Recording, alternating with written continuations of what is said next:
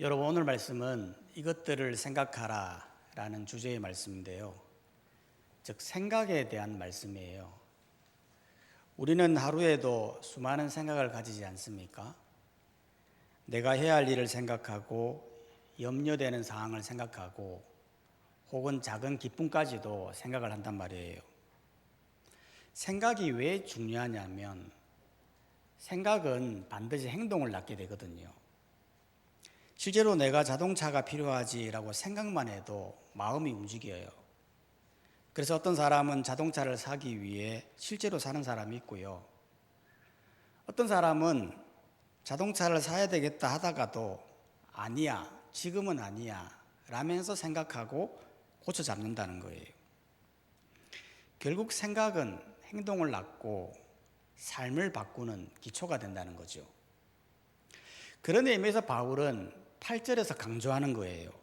빌립보서 4장 8절 말씀을 봐보면 끝으로 형제들아 무엇에든지 참되며 무엇에든지 경건하며 무엇에든지 옳으며 무엇에든지 정결하며 무엇에든지 사랑받을 만하며 무엇에든지 칭찬받을 만하며 무슨 덕이 있든지 무슨 기림이 있든지 이것들을 생각하라. 즉 뭘 하든지 생각해야 한다는 거예요.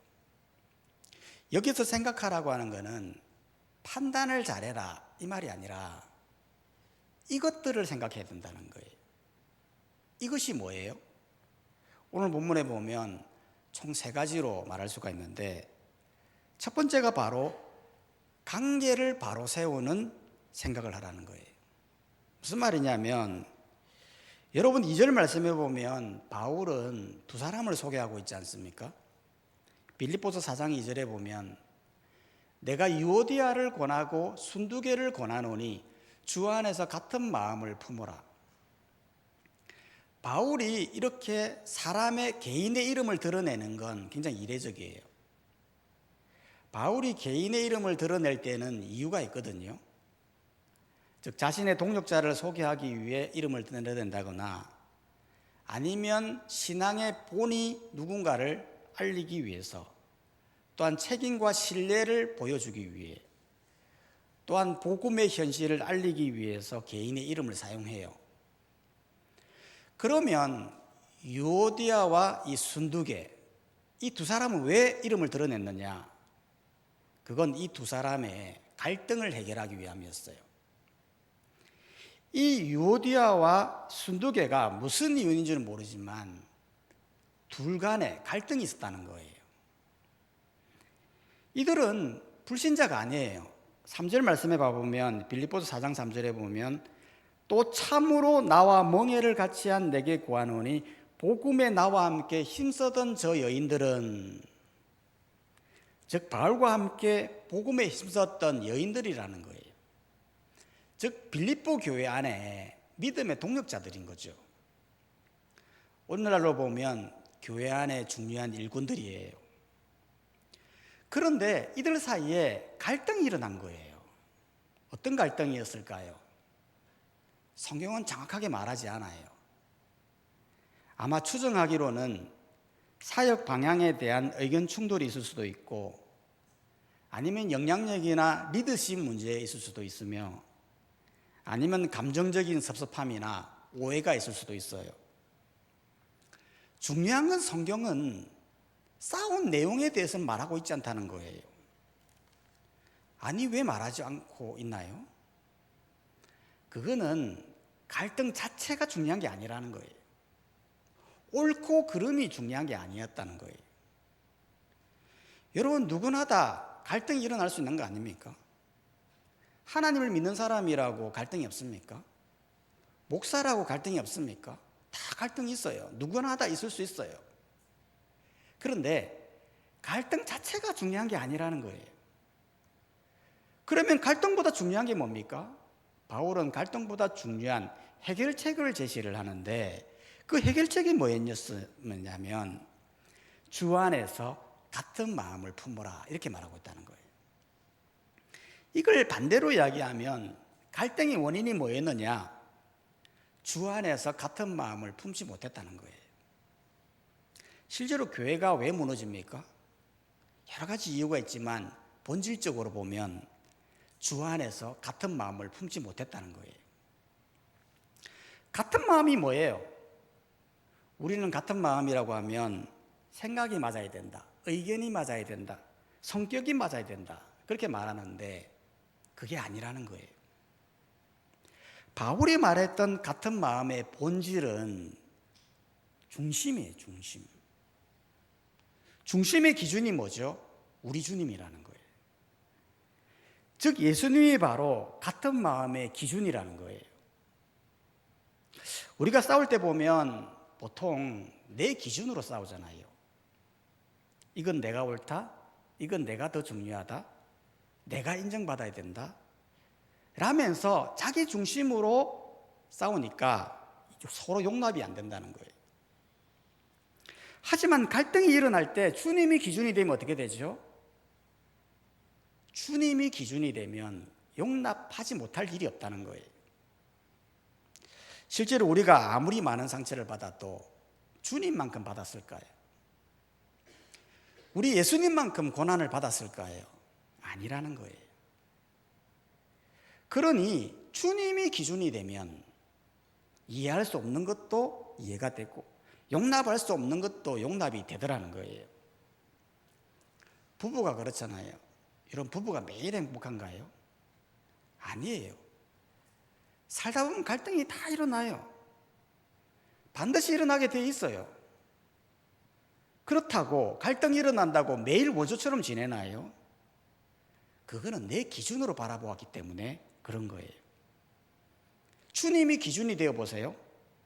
절대 이해하지 못할 일도 다 이해가 되고 얼마든지 용납이 된다는 거예요. 그렇기 때문에 우리도 마찬가지예요. 여러분, 갈등은 누구에게 나와요? 갈등 없는 사람이 없어요. 그런데 갈등이 일어날 때마다 우리는 어떻게 해야 돼요? 생각해야 한다는 거예요. 저 사람이 왜 저럴까? 그렇게 생각하지 말고 주님의 마음은 무엇일까? 주님이라면 이 상황에 대해서 어떻게 하실까? 주님의 마음을 보라는 거예요. 주님 마음을 품을 때 그때 답이 보이기 시작하는 거예요. 즉 우리는 관계를 바로 세우는 생각을 해라는 것이죠. 두 번째로 이것들을 생각하라. 뭘 또 생각하라고 하냐면 기쁨과 간용을 생각하라는 거예요. 4절은 말하죠. 빌립보서 4장 4절에 보면 주 안에서 항상 기뻐하라. 내가 다시 말하노니 기뻐하라.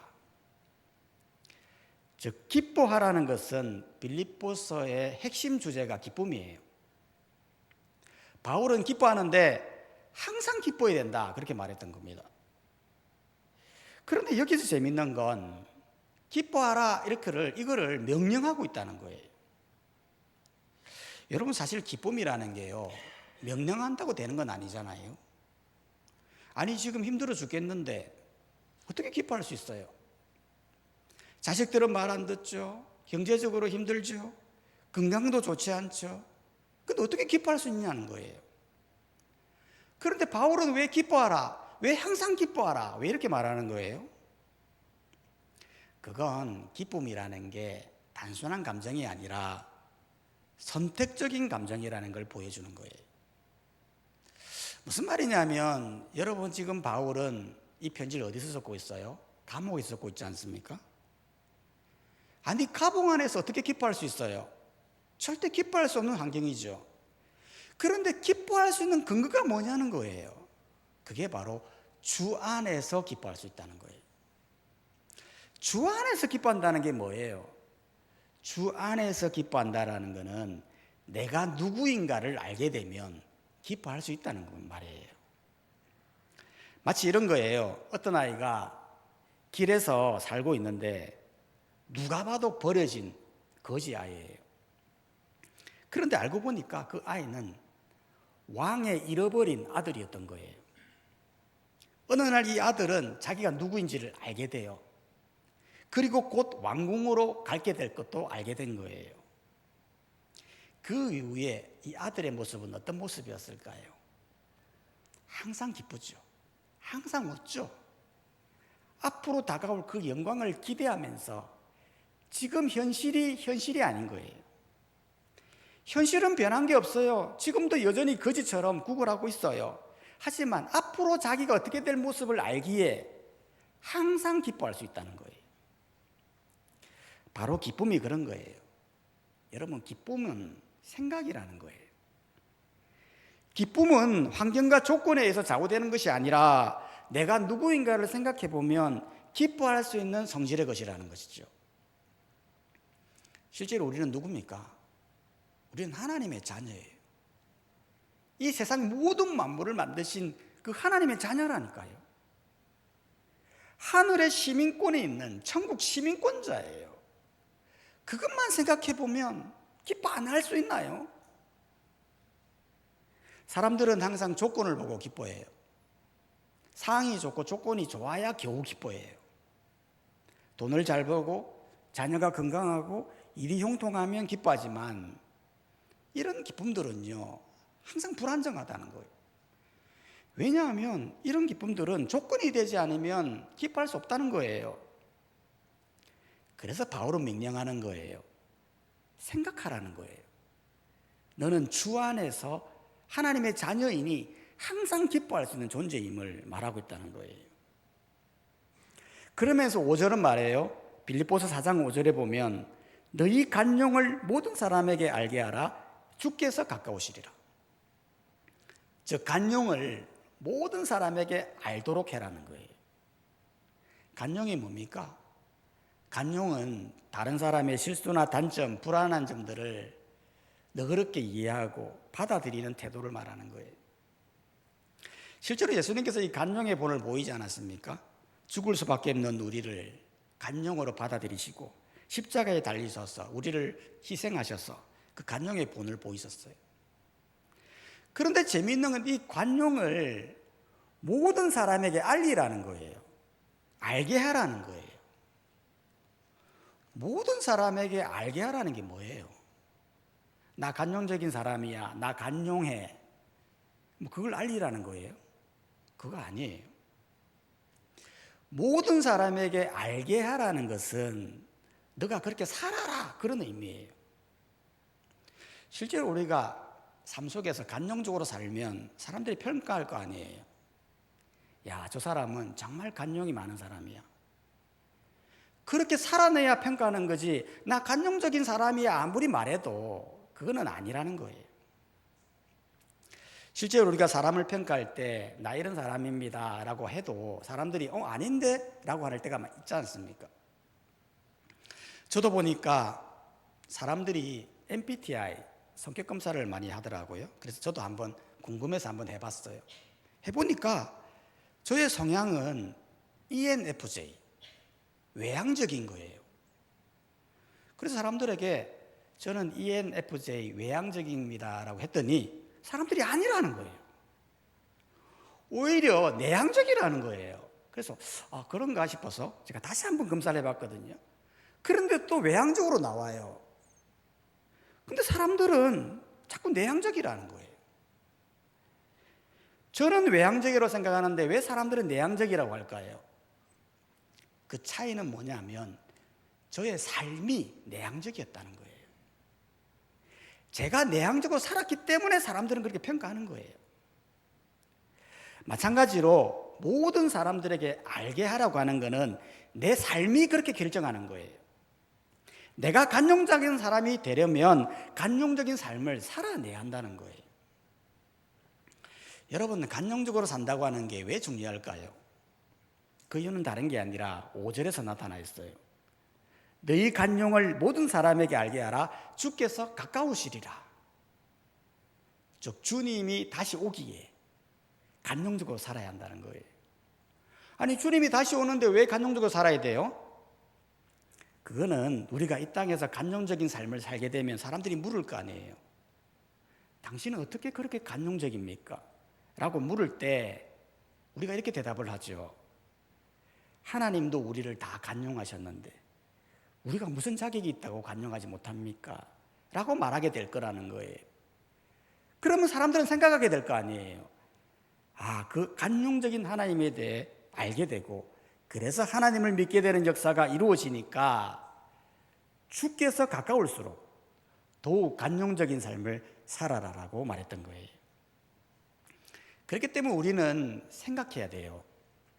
나는 간용적인 사람인지, 간용적이지 못한 사람인지, 우리 삶을 되돌아보면서 주께서 가까울수록 더욱 간용적인 삶을 살아내야 된다는 거예요.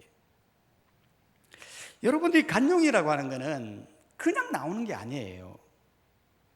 여러분, 바울은 4절에서 기쁨을 얘기했잖아요. 그리고 5절에서 왜 간용을 얘기하느냐 하면 간용은 기쁨의 원천이기 때문에 그런 거예요.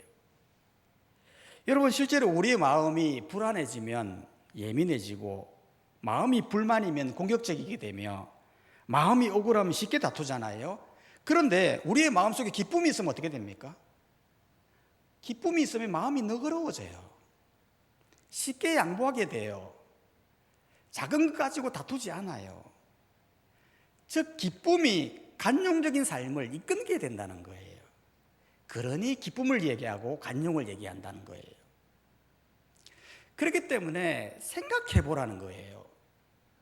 우리는 주의 자녀로서 항상 기뻐하되 주께서 곧 오시니 간용으로 모든 사람을 알게 하여 구원에 이룰 것을 생각하라는 거예요. 세 번째로 또 뭘 생각해야 되느냐 하면 기도에 대해 생각하라는 거예요. 바울은 6절에서 말하죠. 빌립보서 4장 6절에 보면 아무것도 염려하지 말고 다만 모든 일에 기도와 간구로 너희 구할 것을 감사함으로 하나님께 아뢰라. 즉 아무것도 염려하지 말고, 아무것도 염려하지 말라는 것은 우리의 생각을 바꾸라는 거예요. 실제로 우리가 언제 염려하죠? 다 이게 생각 차이 때문에 염려하거든요. 예를 들어 같은 사안이라도요, 어떤 사람은 염려하는 사람이 있고 어떤 사람은 염려거리도 안 되는 게 있어요. 예를 들어 전화를 했는데요, 상대방이 안 받아요. 그러면 바쁜가 보다 라고 그냥 넘기는 사람이 있는데, 어떤 사람은 왜 내 전화번호 안 받지? 혹시 내가 잘못했나? 지난주에 내가 너무 무례했나? 집 찾아가야 되나? 그렇게까지 염려한다는 거예요. 이걸 사서 염려한다는 거예요. 같은 사안이라도 생각이 차이를 만든다는 거죠. 지난번에 어떤 일이 있었냐면, 저희 아내가 찬양대에 있는데 찬양대 한 달째 찬송가를 주는 거예요. 왜냐하면 찬양대에서 한 달 동안 이런 찬송가를 하니까 예배 찬송가하고 겹치면 안 되잖아요. 그러니까 겹치지 않도록 위해서 준 거예요. 그런데 저는 이걸 어떻게 생각했냐면 오히려 겹쳤으면 좋겠다, 그런 생각을 하게 된 거예요. 왜냐하면 설교를 준비하다 보면 설교 내용에 맞는 찬송가를 뽑거든요. 그런데 그날 찬송가가 딱 겹치잖아요. 그러면 하나님이 그 찬양을 얼마나 받기를 원하시면 겹쳐서 받게 하실까 생각해 보니까 오히려 겹쳐 보려고 노력을 했는데 안 겹쳐지더라고요. 같은 내용인데도 어떤 생각을 가지느냐에 따라 염려거리가 될 수가 있고 안 될 수가 있다는 거예요. 그러니 생각을 바꾸라는 거예요. 염려거리가 생기면 기도와 간구로 나가라는 거예요. 아무것도 염려하지 말고 오직 기도와 간구로 나가라는 거예요. 아니, 염려거리가 생겼는데 왜 기도하라는 거죠? 그건 7절에서 말하는 거예요. 빌립보서 4장 7절에 보면 그리하면 모든 지각에 뛰어난 하나님의 평강이 그리스도 예수 안에서 너희 마음과 생각을 지키시리라. 여러분, 이 부분이 재밌잖아요. 기도하면 하나님의 평강이 너희 마음과 생각을 지켜준다는 거예요. 여기서 지켜준다는 것은 군사적 용어예요. 실제로 군인이 성을 지키기 위해 보초를 지키지 않습니까? 그런 것처럼 우리가 염려가 생길 때에 기도를 하게 되면 그 사람에게 평강이 임하여 그 사람의 생각과 마음을 지켜주신다는 거예요. 실제로도 그렇습니다. 여러분, 우리가 염려거리가 생기면 우리의 멘탈이 나가거든요. 멘탈이 나가면 엉뚱한 짓을 하죠. 사람을 찾아다니고 다른 해결책을 찾고 엉뚱한 짓을 하게 된다는 거예요. 그런데 염려거리가 생길 때 기도하면 어떻게 되죠? 하나님의 평강이 그 사람에게 임하면서 모든 염려거리와 근심에서 멘탈이 나가지 않도록 마음과 생각을 지켜주시는 거예요. 실제로 다니엘을 한번 봐보십시오. 여러분, 다니엘은 지금 사사굴에 들어가야 될 큰 염려거리가 생겼잖아요. 여러분, 이 정도 되면요, 사람들은 거의 멘탈이 나가요. 지금 당장 사사굴에 들어가야 되는데 정신이 온전하겠습니까? 그런데 그 염려거리가 생겼을 때 다니엘이 어떻게 하죠? 하루 3번씩 창문을 열고 기도를 해요. 기도를 했더니 어떤 일이 일어났습니까? 하나님의 평강이 다니엘에게 임하고 그의 마음과 생각을 지켜주시니까요, 사자 앞에서도 무너지지 않더라는 거예요. 그리고는 결국 하나님이 지켜주셔서 모든 상황을 다 정리해버리거든요. 실제로 종교개혁을 일으킨 루터도 마찬가지예요. 여러분, 루터가 종교개혁을 일으켰지 않았습니까? 그 엄청난 종교개혁을 일으키기 전에 많은 염려가 있었다는 거예요. 혹시 이 종교개혁을 통해서 자신과 동료들이 죽지 않을까, 실패하지 않을까, 염려거리가 있었다는 거예요. 그래서 그 염려를 들고 자기가 늘 기도하는 자리에 가서 기도했다는 거예요. 기도를 하고 나니까 하나님의 평강이 그에게 임하면서 기도가 끝날 때쯤에 마음 깊은 곳에서 확신과 생각과 평강이 임한 거예요. 그러면서 루터는 이렇게 말했어요. 나는 염려와 두려움 속에 있었으나 기도로서 하나님께 나아가게 될 때 내 마음은 다시 평안을 찾았다. 하나님께 모든 것을 맡기고 그분의 뜻을 따르기로 결심했을 때 염려는 사라지고 평강이 임했다라고 말했던 거예요. 우리도 마찬가지예요. 여러분, 염려거리가 생기지 않습니까? 그러면 생각해야 돼요. 뭘 생각해야 됩니까? 오직 염려하지 말고 오직 기도와 간구로 나아가야 되겠다. 그렇게 생각해야 한다는 거예요. 염려거리가 있는데 염려만 한다? 고민만 한다? 사람만 찾아다닌다? 그건 정답이 아니에요. 생각을 바꿔야 돼요. 염려거리가 있다? 오직 염려하지 말고 오직 기도와 간구로 감사함으로 하나님께 나아가라는 거예요. 혹시 염려거리가 있습니까? 가정에 문제가 있습니까? 염려하지 말고 오직 하나님께 기도함으로써 하나님이 하시는 일을 직접 보는 우리 모든 성도님들이 다 되시기를 주님의 이름으로 축복합니다. 이 시간 다 함께 찬송가